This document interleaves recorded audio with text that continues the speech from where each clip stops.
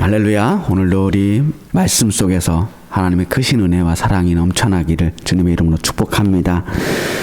지난 시간에 우리는 예수님께서 하늘로 올라가시는 장면까지 함께 살펴보았습니다.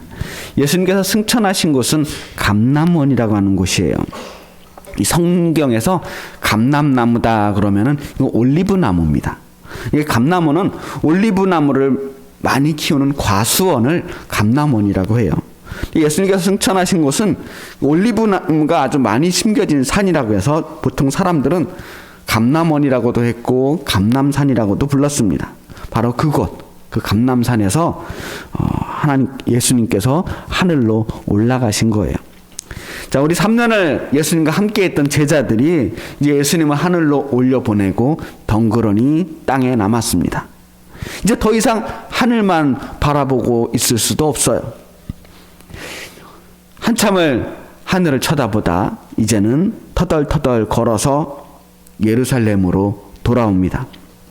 하필 예수님이 승천하신 날이 안식일이었던 거예요. 원래 안식일은 아무것도 할 수 없잖아요. 예수님 시대에는 심지어 안식일에 걸어갈 수 있는 길의 거리까지 정해졌습니다. 하루에 2,000규빗 이상은 걸을 수가 없대요. 2,000규빗이 얼마나 하면 한 1km 정도 되는 거리입니다. 그러니까 1km 이상은 걸어가도 안 돼요. 감람산에서 제자들이 묵었던 그 숙소까지의 거리가 그 1km도 안 되는 아주 가까운 곳이었다는 걸 알 수 있어요. 그런데 그 짧은 거리가 그 돌아오는 발걸음이 얼마나 길었을까요? 과연 우리는 지금 이제 어디로 가야 하나? 이젠 무엇을 해야 하나? 그들은 돌아오면서 서로 수근수근거리고 웅성거리지 않았을까? 성경에는 자세하게 설명하고 있지 않지만 굉장히 혼란스러운 시간이었을 거라고 생각합니다. 그리고 그들이 마침내 돌아온 곳은 가까운 예루살렘에 있는 어느 다락방이었어요. 한 가지 주의해야 하는 것은 우리가 이 다락방이라고 하는 단어에 대한 선입견입니다. 이 다락방 하면 옛날에는 우리 이 천정과 지붕 사이에 아주 조그맣게 문을 달아가지고 계단을 통해서 아주 좁은 계단을 통해서 올라가는 그러니까 비밀스러운 창고 같은 공간을 생각합니다. 시골집에 참 다락방이 많았어요. 우리나라에 있는 이 다락방은 주로 어두컴컴하고 작고 잡동산이나 지저분한 짐을 쌓아두는 그런 공간이 다락방이었습니다.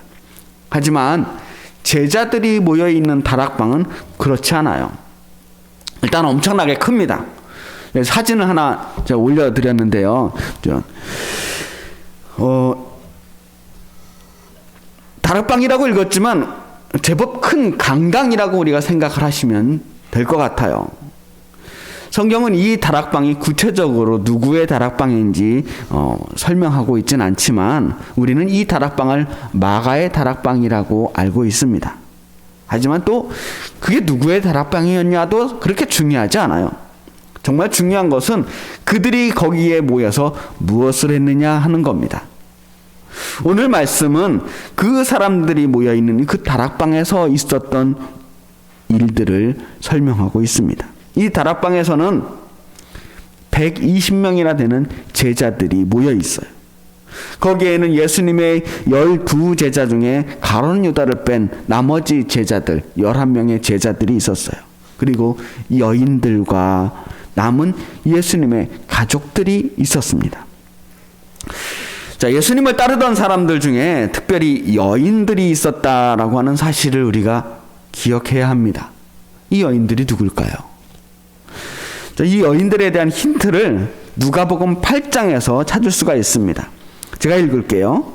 그 후에 예수께서 각 성과 마을에 두루 다니시며 하나님의 나라를 선포하시며 복음을 전하실새 12제자가 함께하였고 또한 악귀를 쫓아내심과 병고침을 받은 어떤 여자들 곧 7 귀신이 나간 자 막달라인이라 하는 마리아와 헤롯의 청지기 구사의 아내 요한나와 수산나와 다른 여러 여자가 함께하여 자기들의 소유로 그들을 섬기니라.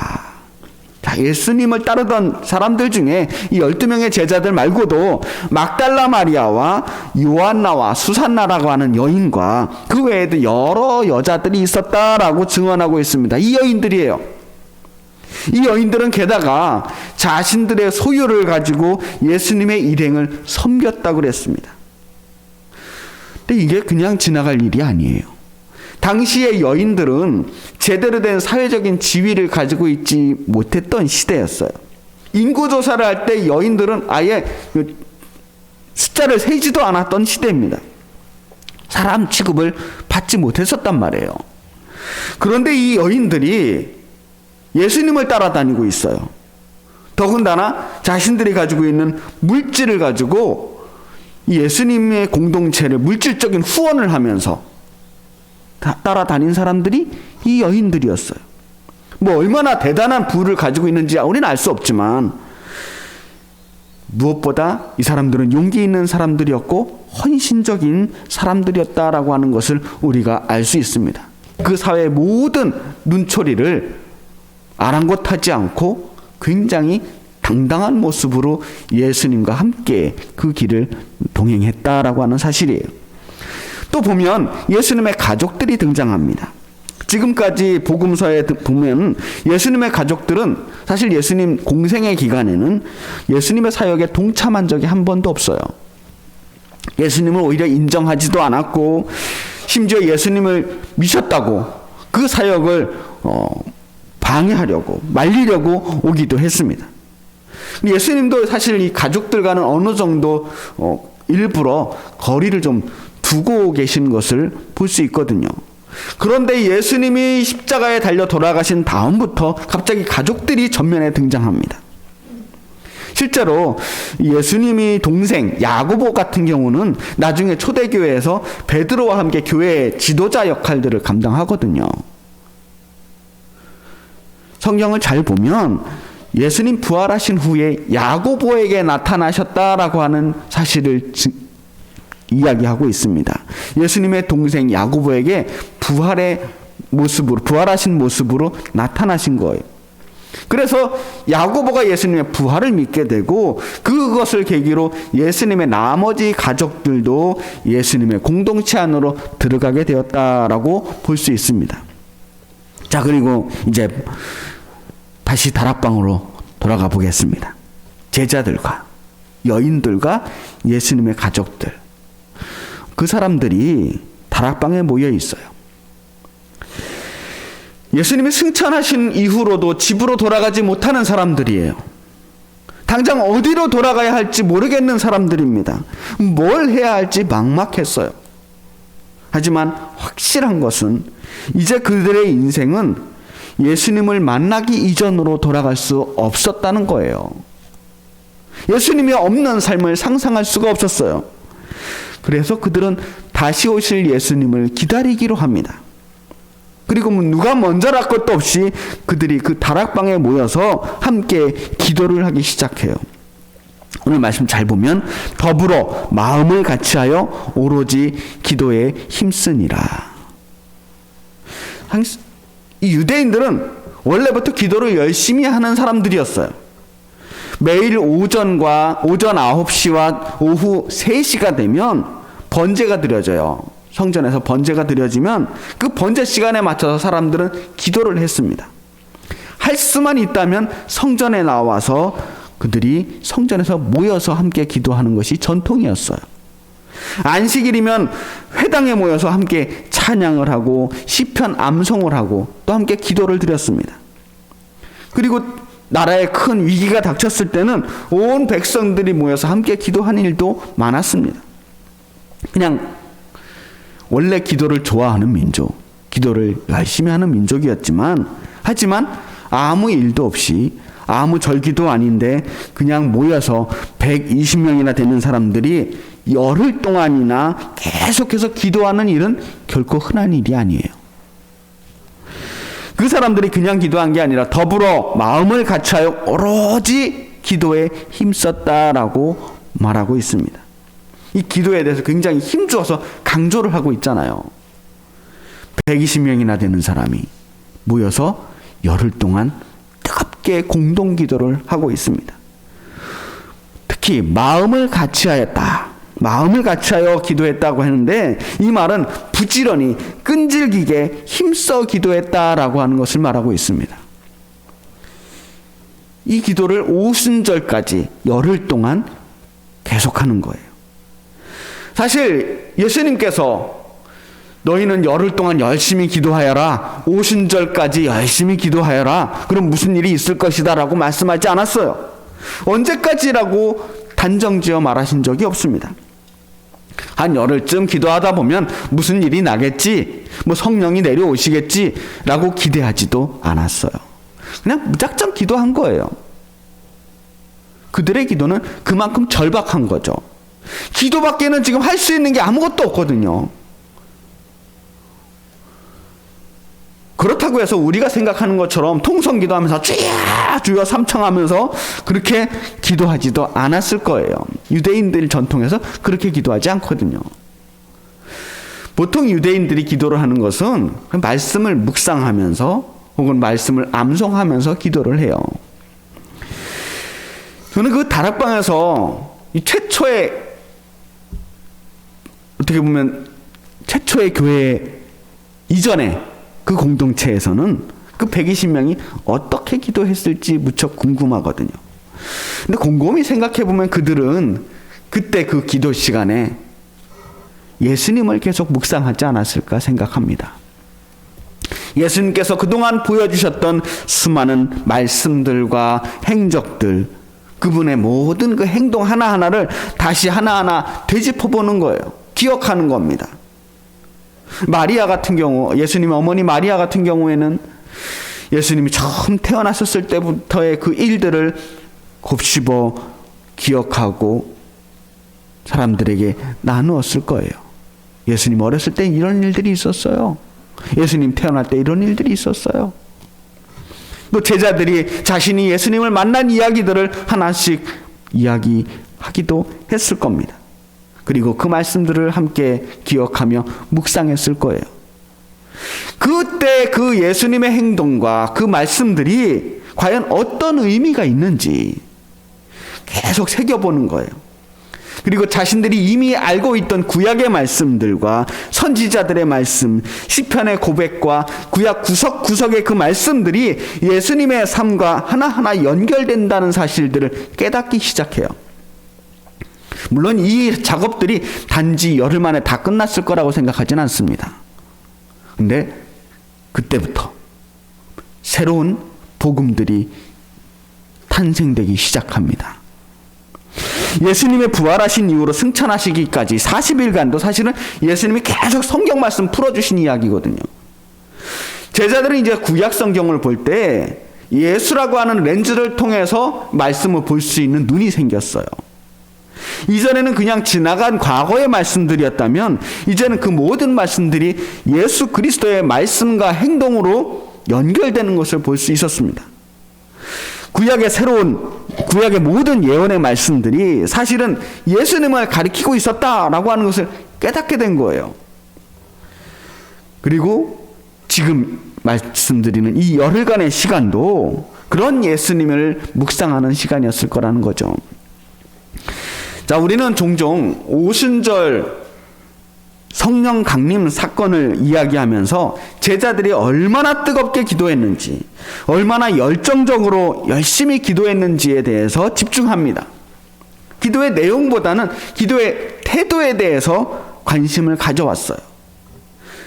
얼마나 뜨겁게 기도해야 되는가?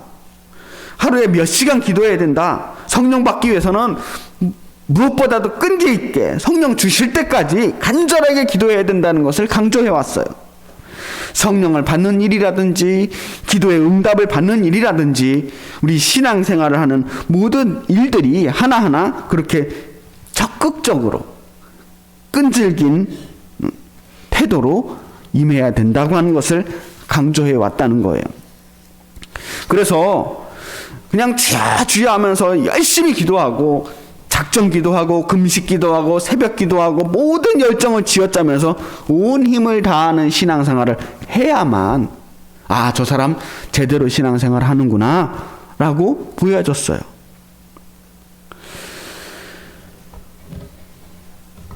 사실 우리의 과거를 돌아보세요. 우리 정말 열심히 신앙생활 하지 않았습니까? 일주일 내내 땀 흘리면서 일하면서도 시간 나는 대로 새벽 기도니 수요 예배니 속회니 거의 매일같이 교회에 나오셨었어요. 모처럼 쉬는 주일에도 아침부터 저녁까지 교회에서 예배에, 교사에, 성가대에, 식사당번에, 무슨 선교 모임이니 또 저녁 되면 또 뭐 무슨 교육이니 하여튼 많았어요. 뭐가 다 하고 나면 주일날 저녁이 됩니다. 일주일 쉴 틈이 없었습니다. 안 그래도 바쁜 이 분주한 현대 사회에서 신앙생활도 자꾸만 우리를 열정의 달리기 트랙으로 몰아넣는 그런 기분이 들었습니다. 사실 우리는 그런 신앙에 익숙해진 거예요. 어쩌면 우리는 지금 별로 하는 것이 없고 많은 여유를 가지고 있는 신앙생활을 하고 있지만 가슴 한켠으로는 뭔가 빠진 것 같고 허전하고 뭐 좀 더 열심히 해야 되는 거 아닌가, 뭐 좀 많이 해야 되는 거 아닌가, 이러고 있어도 되는 것인가 하는 그런 생각이 저도 모르게 들 때가 있어요. 자꾸 자기를 신앙의 그 열정으로 몰아넣고 싶은 충동이 생기는 거죠. 그런 신앙의 분위기에 우리가 익숙해졌기 때문이에요. 뭔가 한가 하고 널널하면 아무것도 안 하는 것 같거든요. 옛날부터 이 수도사들은 고행을 해왔습니다. 스스로 자발적인 고통을 견디는 수행을 하는 거예요. 일부러 막 십자가를 지기도 하고 스스로에게 막 채찍질을 하기도 하고, 뭐 기독교만 그런 게 아니에요. 불교도 고행을 하고 힌두교도 고행을 하고 수많은 종교들이 고행을 수행합니다.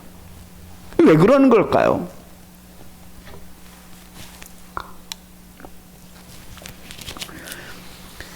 여러분, 제가 어릴 때는요 수영을 정말 할 줄을 몰랐습니다. 물에 빠져서 죽을 뻔한 적이 한 번 있었거든요.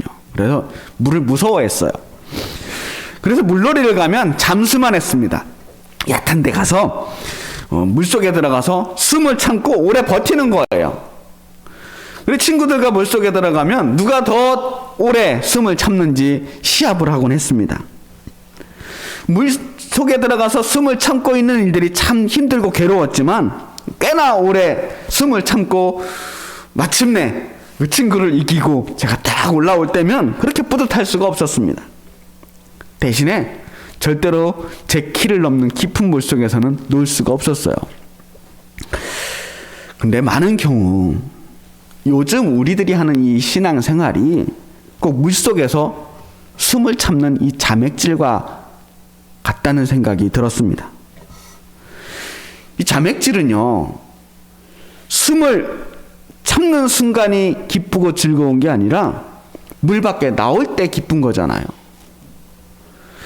오랫동안 참았던 숨을 마침내 들이쉬면서 마침내 느끼는 그 호흡, 드디어 내가 살았구나 하는 안도감, 성취감, 뭐 이런 것들이 우리를 기쁘게 하는 거예요.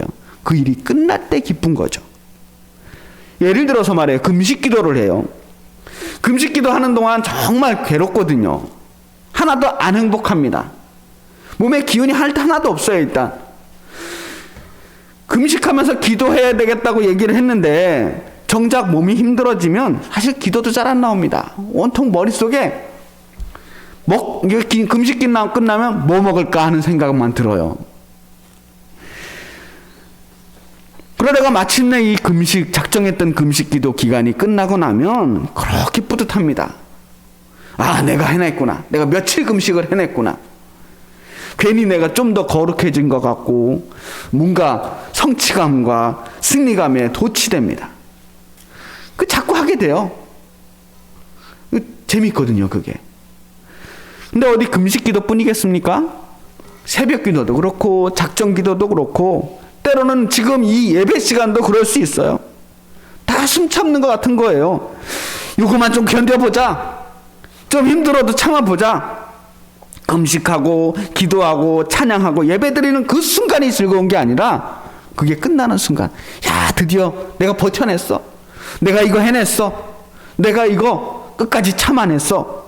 그냥 그 끝나는 순간이 후련한 거. 그 끝나는 순간에 느끼는 성취감들.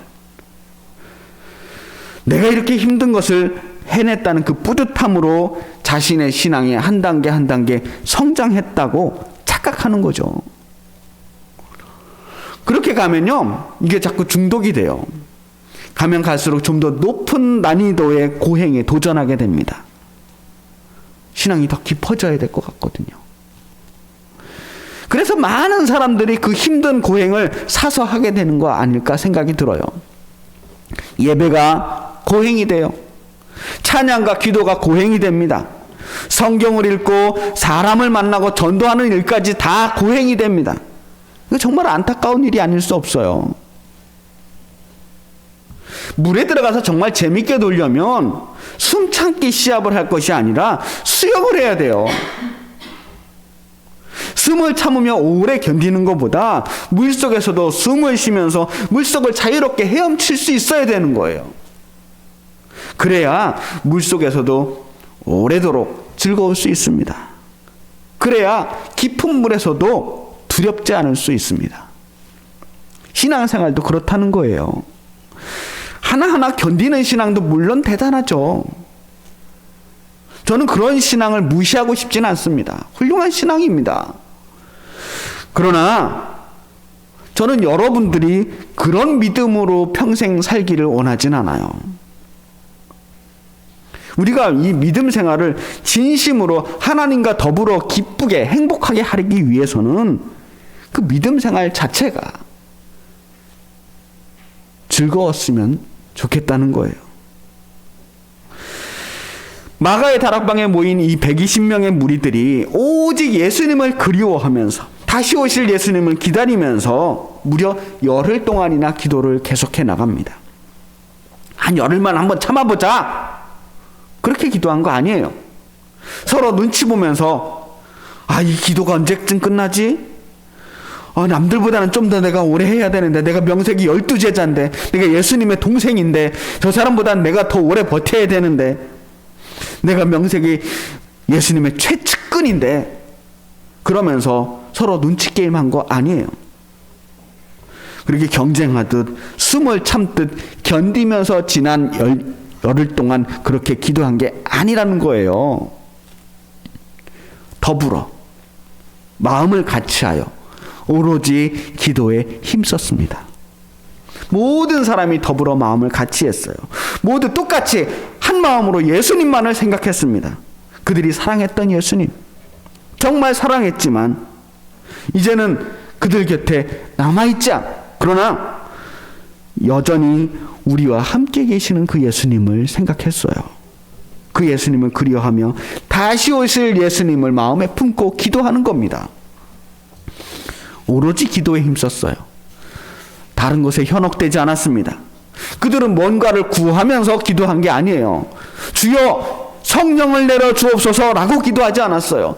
저희에게 은사를 내려 주시옵소서, 방언을 주시옵소서라고 기도하지 않았어요. 그냥 그 기도 자체에 푹 빠졌습니다. 그러다 보니까 열흘이 간 거예요. 그 사람들은 며칠이 지났는지 알지도 못했을지 몰라요. 우리가 되찾아야 하는 신앙은 숨을 참는 신앙이 아니라 수영하는 신앙입니다. 우리 믿음을 한번 되돌아봤으면 좋겠어요. 혹시 우리가 숨을 참듯이 신앙생활하고 있지는 않았는지 말이에요. 기도하는 그 시간 자체가 기도하는 행동보다 그 기도 끝나는 시간을 기다리면서 겨우겨우 견디고 버티지는 않았는지. 만약 예배 시간보다 예배 끝나는 시간이 더 즐거웠다면, 더 행복했다면 우리 신앙의 행위들이 그것을 하는 순간보다 그것을 끝나고 나서 그 모든 시간을 견뎌냈다는 그 성취감이 더 컸다면 우린 반성해야 되는 거예요. 그리고 우리는 본질을 다시 되찾아야 하는 겁니다. 뭘 이루어내서 행복한 게 아니고 그냥 기뻤으면 좋겠습니다. 그냥 이 시간 자체를 감사했으면 좋겠어요. 진리는 우리에게 자유를 줍니다. 그리고 믿음은 우리에게 기쁨을 줍니다. 믿음은 숙제가 아니에요. 자꾸 뭘 성취하려고 하지 마세요. 뭐 얻어내려고, 뭔가 이루어내려고 하지 말자는 거예요. 성취는 그만하고요. 이제는 그 자체를 즐겨봅시다. 성경을 몇 번 읽고, 기도를 몇 시간 하고, 금식을 며칠 하고, 하나님은 정말 그런 걸 원하시는 게 아닙니다. 그냥 성경을 읽는 그 순간, 기도하는 그 순간, 그 순간순간에 우리의 진심을 담아내자는 거예요. 지금 현재에 더 성실한 사람들이 됐으면 좋겠습니다. 지금이 중요해요. 현재는 견디는 시간이 아니라 숨 쉬듯이 자연스럽게 살아가는 시간입니다. 자연스러워야 돼요. 믿음의 바다에서 헤엄치면서 정말 즐겨야 하지 않겠습니까? 우리가 하나님의 나라를 언제 갈지 모르지만 하나님 나라 갈 때까지 언제까지나 항상 숨 참으면서 고행하면서 살 수는 없어요. 그러니까 우리 숨 쉬면서 갑시다. 기쁨으로 가자는 거예요. 행복하게 우리 모든 성도들이 함께 더불어 마음을 같이하여 오로지 우리 현재 우리에게 주어진 지금 이 시간에 최선을 다해 힘써 살아내는 우리 엘린교회 성도님들이 되기를 축복합니다. 기도할 때는 기도에 힘쓰고, 찬양할 때는 찬양에 힘쓰고, 예배할 때는 예배에 힘쓰는 사람이 되는 거예요. 바로 그 순간이 하나님께서 우리에게 임재하시는 그 순간이 될 줄을 믿으시기 바랍니다. 기도하겠습니다.